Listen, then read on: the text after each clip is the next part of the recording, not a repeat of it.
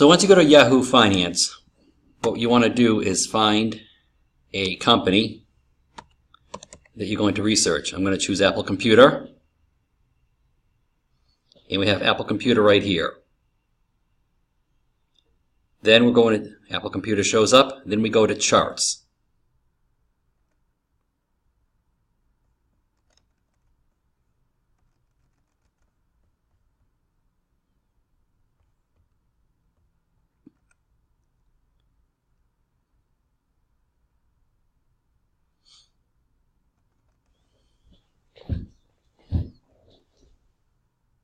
We go at 5 years, Charts right here, click 5 years,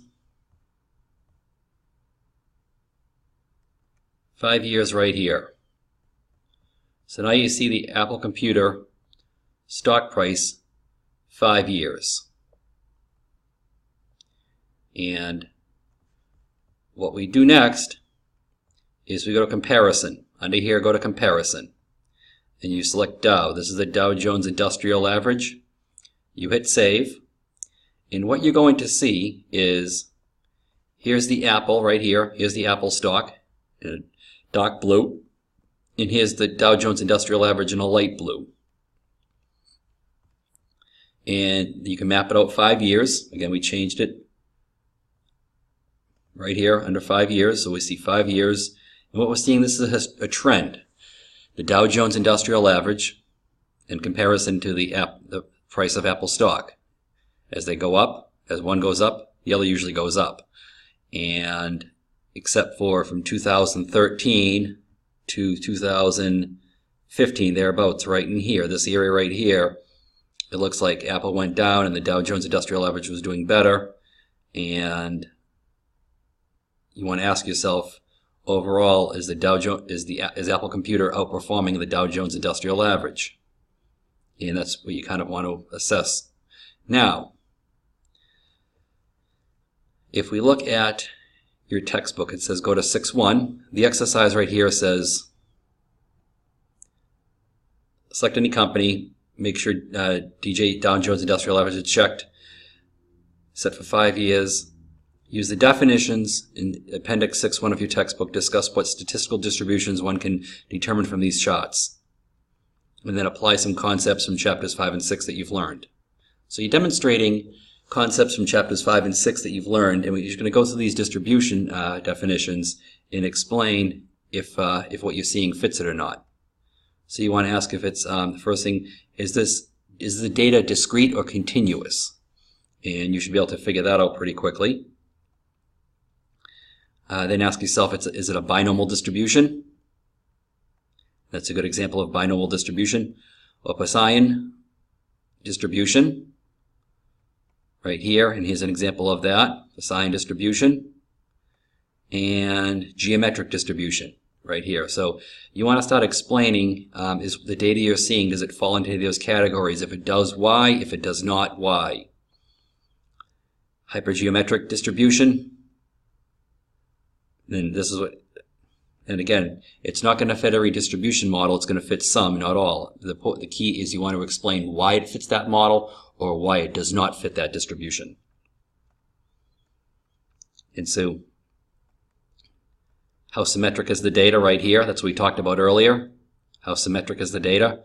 And we can see right here, this is a good example of,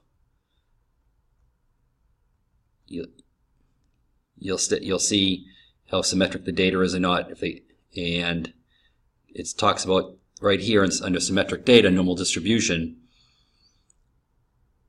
You're seeing is number A, there is a strong tendency for the data to take on central value. Positive and negative deviation from the central value are equally likely. So what they're saying is you can almost predict the trend. So if we go back and look at this for a minute, and in many ways, can you kind of pick out the bell curves? You should be able to see this with any statistics course. You should be able to see bell curves, and you can see a bell curve right here in the Apple stock. It curves up, and here's a central tendency. Then it goes down, and then you have to ask yourself right here if it's beginning to form another bell curve or not.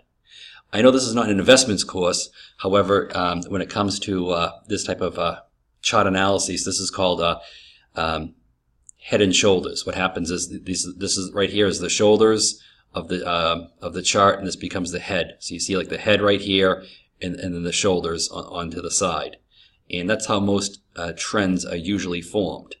And you have to look, sometimes you can see it easier than others, and it doesn't hurt if you have to move it around a little bit, even a 1 year, a 1 year, just to help you see it a little bit better.